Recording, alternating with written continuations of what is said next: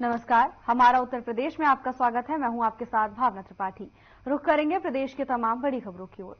प्रदेश के मुख्यमंत्री योगी आदित्यनाथ ने दिल्ली में उपराष्ट्रपति जगदीप धनखड़ से शिष्टाचार भेंट की। सीएम योगी ने सुबह राष्ट्रपति के आवास पर पहुंचकर उनका हालचाल जाना। वहीं इस मुलाकात के मौके पर उपराष्ट्रपति जगदीप धनखड़ ने सीएम योगी की सराहना की। उपराष्ट्रपति मुख्यमंत्री योगी नेतृत्व में उत्तर प्रदेश के विकास मॉडल की प्रशंसा करते नजर आए। उपराष्ट्रपति से मुलाकात को लेकर मुख्यमंत्री योगी आदित्यनाथ ने अपने सोशल मीडिया अकाउंट एक्स पर पोस्ट साझा की और मुलाकात के लिए उपराष्ट्रपति का आभार भी व्यक्त किया।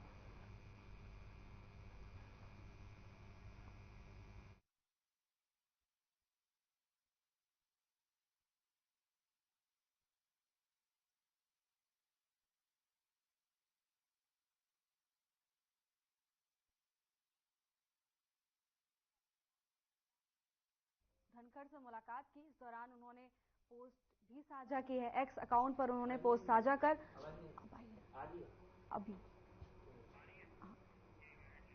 मुख्यमंत्री योगी आदित्यनाथ ने उपराष्ट्रपति धनखड़ से मुलाकात की। इस दौरान उपराष्ट्रपति ने मुख्यमंत्री योगी आदित्यनाथ की जमकर सराहना की।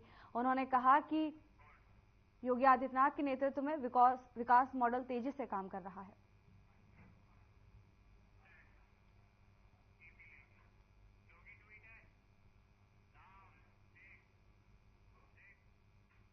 एक सर्वे में सीएम योगी आदित्यनाथ को सर्वाधिक लोकप्रिय मुख्यमंत्री की श्रेणी में सर्वोच्च स्थान पर प्राप्त हुआ, जिसको लेकर सीएम ऑफिस के ऑफिशियल अकाउंट से एक्स पर पोस्ट किया गया। पोस्ट में लिखा गया कि ये उपलब्धि अंत्योदय के लक्ष्य के साथ सेवा, सुशासन, सुरक्षा और लोक कल्याण को समर्पित महाराज जी की नीतियों के प्रति देशवासियों के अटूट विश्वास और अथाह समर्थन की परिचायक है।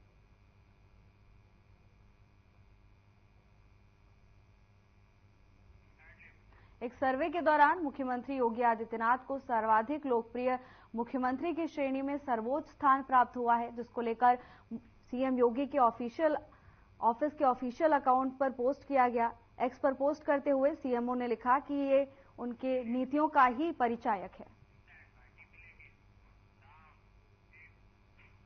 भारत का पहला राष्ट्रीय अंतरिक्ष दिवस समारोह का आयोजन। राष्ट्रपति द्रौपदी मुर्मू ने पहले राष्ट्रीय अंतरिक्ष दिवस पर भारत मंडपम में अंतरिक्ष प्रौद्योगिकियों और उपलब्धियों को प्रदर्शित करने वाली एक प्रदर्शनी देखा। इसके साथ ही केंद्रीय मंत्री डॉक्टर जितेंद्र सिंह और इसरो के अध्यक्ष एस सोमनाथ भी मौजूद रहे।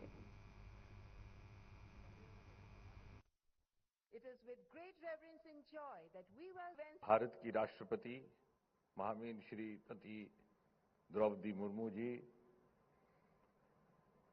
अंतरिक्ष विभाग के सचिव एवं इसरो के चेयरमैन श्रीमान एस सोमनाथ जी, इस सभागृह में उपस्थित विज्ञान के भिन्न भिन्न क्षेत्रों से पधारे हुए विशेषज्ञ गण, महानुभाव, लेडीज एंड जेंटलमैन, आज का दिन बड़ा ही शुभ दिन है, शुभ अवसर है और हम सब भाग्यशाली हैं।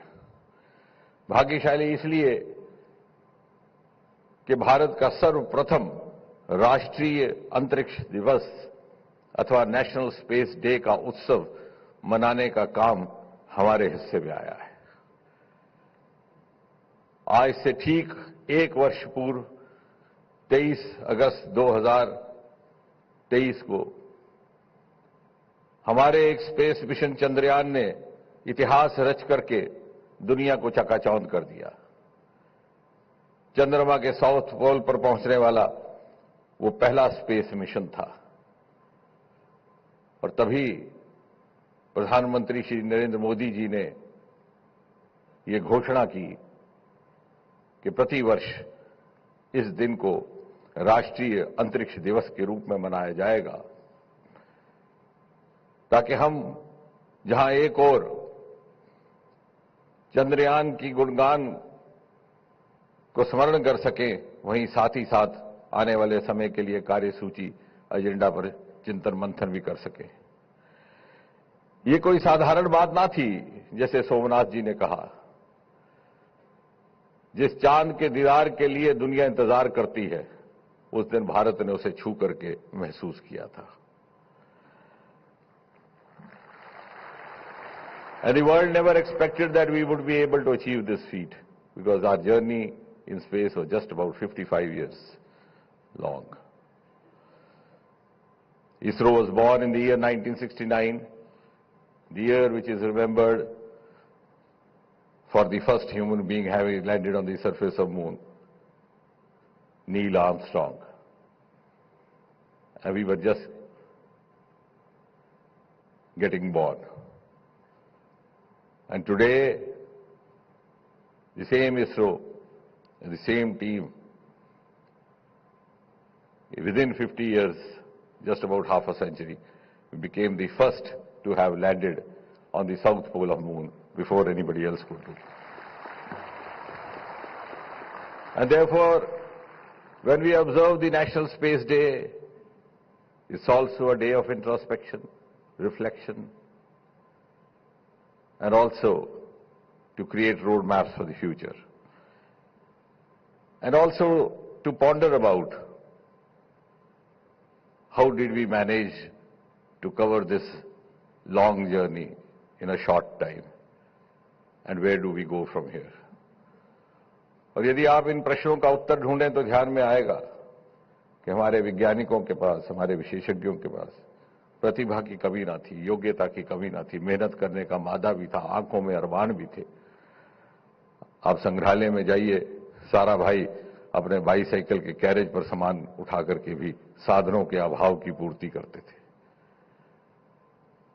और इस सब के बावजूद भी यदि अभाव था तो उस अनुकूलता का जो नीति निर्धारकों के स्तर से अपेक्षित होती है, what was lacking was perhaps an enabling milieu which is expected from the policy planners, from the political leadership, and that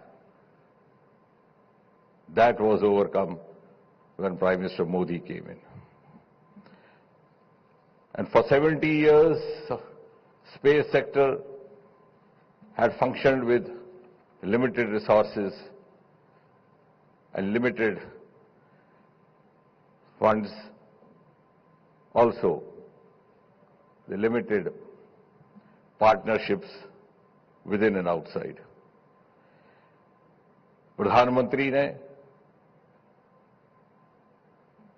वो गुजरे समय की बंदिशों को तोड़ करके he broke the taboos of the past and liberated ISRO from the shackles which were constraining, which were limiting its journey. And on the day when Chandrayaan was launched, me and Somnath ji was there. We had more than 5,000 spectators and more than 1,000 media persons. One of the media persons came over and said, there are some critics saying, why this halla-bulla, what is new? And I asked him a simple question. I said, when did you come here last? He said, this is my first time. I said, that is new. And that is precisely during the formal announcement of successful launch of Chandrayaan. I had just spoken 3 sentences. I said, this is a moment of glory for India, a moment of destiny for all of us who are here to witness this at Sriharikota. And then I said, thanks Team ISRO for making us proud, and thanks PM Modi for unlocking the doors of Sriharikota. And that indeed was the turning point. And today, within the last 3 years, there has been a quantum leap. I know how many of us in this room are aware of the fact that we were just one-digit space startup 3 years back. Today we've gone up to almost 300. The other day I was saying, if you want to make a good caption out of it, you can say we have gone up 300 times. And that is why the finance minister during her budget had the confidence to say that India's space economy will go up 5 times in the next 10 years. Ladies and gentlemen, we are just $8 billion US,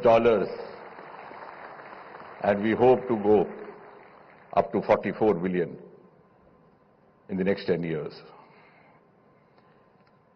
And as you were just seeing the space vision for the future, I think one of the most momentous happenings in the next 1 year would be the launch of Gaganyaan, the first Indian human being going into this space. Of course, we had one in early 1980s, but that was a Soviet mission. So purely indigenous mission, living up to the ideals of Make in India, the ideals of Atmanirbhar Bharat, and also at the same time pushing India as a frontline nation of the world. And as you were seeing in the film just now screened, and Prime Minister himself saying कि पहला अंतरिक्ष का हमारा station, which is being decided to be named as Bharatiya Antariksh Station, would be there in place in 2035, and finally in 2040 an Indian landing on the surface of Moon, which is not very far. And in a few months from now, one of the 4 astronauts who were displayed in the movie will be accompanying his counterparts to the International Space Station.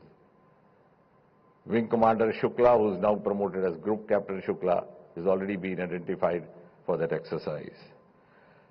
Ladies and gentlemen, space technology today has entered every Indian household, and I'm glad to note that space technology is also adding value to its performance through artificial intelligence, through machine learning, through quantum technology, as you saw in the citations of these youngsters who received the awards this morning.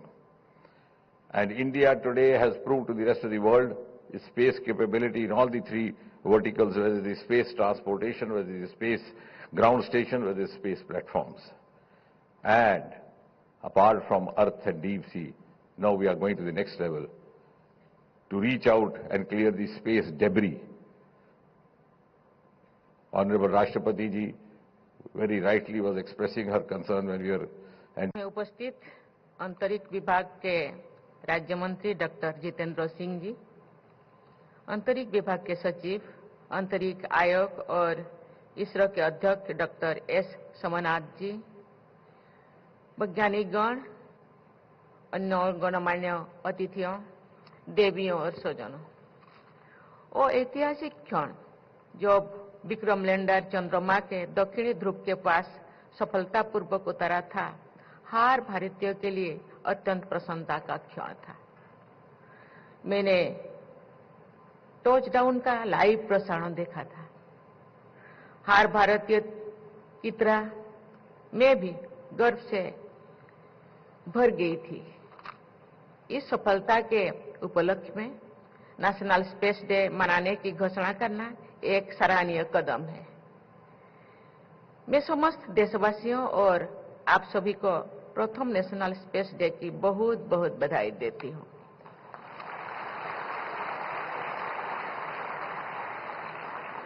अपने प्रारंभिक दिनों के अब तक इसरो की यात्रा शानदार रही है।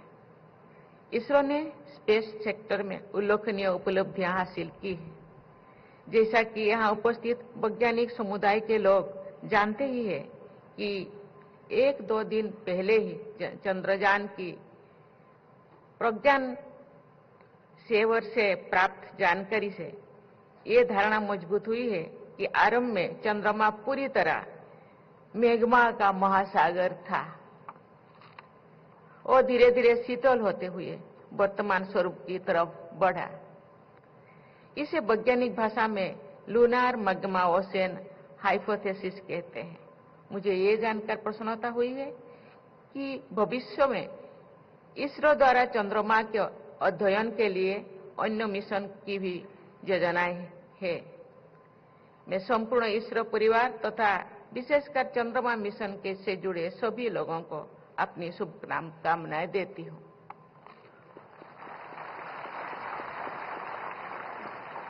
आज के कार्यक्रम में विद्यार्थियों की भागीदारी देखकर मुझे खुशी हो रही है। इसरो द्वारा आयोजित भारतीय अंतरिक्ष हैकाथॉन और रोबोटिक्स चैलेंज की विजेताओं को मैं हार्दिक बधाई देती हूं। मैं आशा करती हूं कि इसरो द्वारा चलाए जा रहे स्पेस ऑन व्हील्स और स्पेस ट्यूटर्स जैसे कार्यक्रम जनमानस सामान्य एवं विद्यार्थियों में स्पेस के बारे में उत्कृष्टता और जानकारी बढ़ाने में उपयोगी सिद्ध रहेंगे। देवियों और स्वजनों, स्पेस सेक्टर के साथ साथ इसरो ने देश के सामाजिक और आर्थिक विकास में भी अमूल्य योगदान दिया है। मुझे पूर्ण विश्वास है कि आप ऐसे ही देश के विकास यात्रा में योगदान देते रहेंगे। इस महीने में भारत के स्पेस प्रोग्राम के जनक माने जाने वाले डॉक्टर विक्रम साराभाई की जयंती भी मनाई जाती है। ये न केवल महान वैज्ञानिक थे, बल्कि एक दूरदर्शी इंस्टीट्यूशन बिल्डर्स भी थे। उन्होंने स्पेस सहित विभिन्न क्षेत्रों में कई संस्थानों की स्थापना की। उन्होंने कहा था, and I quote, "Those that can apply their insights to the problems of the community and of the nation discover an exciting area of activity where effort is rewarding even while the results so slowly." Unquote. वर्तमान परिप्रेक्ष्य में उनका ये कथन अत्यंत प्रासंगिक है, क्योंकि भारत के स्पेस प्रोग्राम का उद्देश्य अंतरिक्ष क्षेत्र में आत्मनिर्भरता प्राप्त करते हुए देश का सामाजिक और आर्थिक विकास करना है। आज के इस आयोजन के विषय touching lives while touching the moon, India space saga भी इसी उद्देश्य से जुड़ा हुआ है। देवियों और स्वजनों, स्पेस एक्सप्लोरेशन ने मनुष्य की क्षमताओं को बढ़ाया है, मानव की कल्पना को यथार्थ में बदला है, ब्रह्मांड के रहस्यों से पर्दा उठाया है। स्पेस एक्सप्लोरेशन रोमांचकारी होने के साथ साथ एक चुनौती भरा कार्य भी है। इसमें अनेक समस्याएं आती हैं। इन समस्याओं के समाधान के लिए किए जाने वाले अनुसंधान विज्ञान के विकास को गति देती है और मानव जीवन को बेहतर बनाती है। स्वास्थ्य और चिकित्सा, परिवहन, सुरक्षा, ऊर्जा, पर्यावरण और सूचना प्रौद्योगिकी समेत ऐसे कई क्षेत्र हैं जो स्पेस सेक्टर में हुए विकास से लाभान्वित हुए हैं। उदाहरण के लिए, आरंभिक चरण की सैटेलाइट को पृथ्वी की कक्षाओं का अध्ययन करने के लिए निर्मित किया गया था। उन सैटेलाइट से प्राप्त ज्ञान के बल पर सैटेलाइट कम्युनिकेशन का विकास हो सका। आज इसके बिना मानव जीवन की कल्पना संभव नहीं है। देवी और स्वजनों, भारत के स्पेस सेक्टर की प्रगति असाधारण है। चाहे वो कम संसाधनों में सफलतापूर्वक पूरा किया गया मंगल मिशन हो या एक बार में 100 से अधिक सैटेलाइट का सफल प्रक्षेपण हो, हमने अनेक प्रभावशाली उपलब्धियां हासिल की है। निजी क्षेत्रों के लिए स्पेस सेक्टर के खुलने से स्टार्टअप्स की संख्या में बहुत तेज गति भी वृद्धि हुई है। इससे न केवल अंतरिक्ष अनुसंधान की उन्नति हुई है, बल्कि हमारी युवा शक्ति को अपने प्रतिभा दिखाने और उसे तराशने के नए अवसर भी मिले हैं। कुछ महीने पहले ही भारत की एक कंपनी ने single piece 3D printed semi cryogenic engine संचालित रॉकेट का सफल प्रक्षेपण किए हैं, जो कि इस तरह की पहली उपलब्धि है। अंतर्राष्ट्रीय संबंधों में विश्वास एवं साझेदारी बढ़ाने के लिए भी स्पेस सेक्टर एक अच्छा माध्यम है। उदाहरण के लिए, पड़ोसी राष्ट्रों में संचार को बढ़ावा देने के लिए भारत ने वर्ष 2017 में साउथ एशिया सैटेलाइट GS-89 का सफल प्रक्षेपण किया था। अन्य देशों के साथ जुड़ाव के नई क्षितिज खोलने के लिए भारत सरकार द्वारा किए जा रहे प्रयास अत्यंत सराहनीय है। इसरो भारत का अंतरिक्ष स्टेशन स्थापित करने की दिशा में आगे बढ़ रहा है। मैं गगनयान मिशन की भी उत्सुकता से प्रतीक्षा कर रही हूँ जिसमें भारतीय अंतरिक्ष टीम को अंतरिक्ष में ले जाया जाएगा। मुझे विश्वास है कि इन सभी मिशन के फलस्वरूप ऐसे परिणाम सामने आएंगे जिनसे देश सामाजिक, आर्थिक एवं वैज्ञानिक रूप से लाभान्वित होंगे। देवियों स्वजनों, हमें भावी चुनौतियों के लिए भी तैयार रहना है। स्पेस डेब्री अंतरिक्ष मिशन के लिए समस्या अत्यंत चिंताजनक है। अंतरिक्ष अनुसंधान की गतिविधियां निरंतर चलती रहे। इस उद्देश्य के साथ ISRO system for safe and sustainable operations management facility का संचालन किया जा रहा है। ये एक सराहनीय कदम है। मुझे ये जानकर भी खुशी हो रही है कि भारत वर्ष 2030 तक अपने सभी अंतरिक्ष अभियानों को डेब्री फ्री बनाने के लिए लक्ष्य रखे हैं। हमारे निष्ठावान वैज्ञानिकों ने न्यूनतम संसाधनों का उपयोग करके भारत के स्पेस प्रोग्राम को विश्व के श्रेष्ठतम स्पेस प्रोग्राम में स्थान दिलाया है। इसके लिए वे सराहने के पात्र हैं। मुझे पूर्ण विश्वास है हमारे देश में अंतरिक्ष विज्ञान के क्षेत्र में निरंतर प्रगति होती रहेगी तथा हम उत्कृष्टता के नए मानक स्थापन करते रहेंगे। मैं भविष्य के सभी स्पेस मिशंस के लिए बहुत बहुत शुभकामनाएं देती हूं। धन्यवाद। जय हिंद, जय भारत। प्रधानमंत्री नरेंद्र मोदी यूक्रेन की राजधानी कीव पहुंचे हैं। दोनों देशों के बीच राजनयिक संबंधों की स्थापना के बाद से ये किसी भारतीय प्रधानमंत्री की यूक्रेन की पहली यात्रा है। इस दौरान वो राष्ट्रपति व्लादिमीर जेलेंस्की के साथ रूस यूक्रेन संघर्ष के शांतिपूर्ण समाधान पर बातचीत करेंगे। प्रधानमंत्री नरेंद्र मोदी कीव दौरे पर हैं। यहां वो यूक्रेन के राष्ट्रपति जेलेंस्की से मुलाकात करेंगे और उनसे कई अहम मुद्दों को लेकर बातचीत करेंगे। आपको बता दें किसी भारतीय प्रधानमंत्री की पहली कीव यात्रा होगी।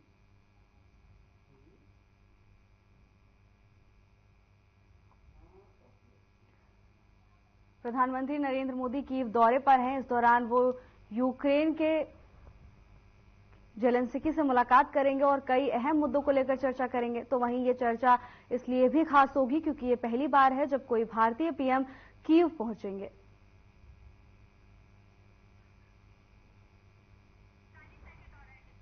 यूक्रेन के राष्ट्रपति जेलेंस्की से इस दौरान भारत के प्रधानमंत्री नरेंद्र मोदी मुलाकात करेंगे। कई अहम मुद्दों को लेकर चर्चा की जाएगी। इस भेंट को बेहद ही खास तौर पर देखा जा रहा है क्योंकि ऐसा पहली बार होगा जब भारत का कोई प्रधानमंत्री कीव दौरे पर पहुंचेंगे।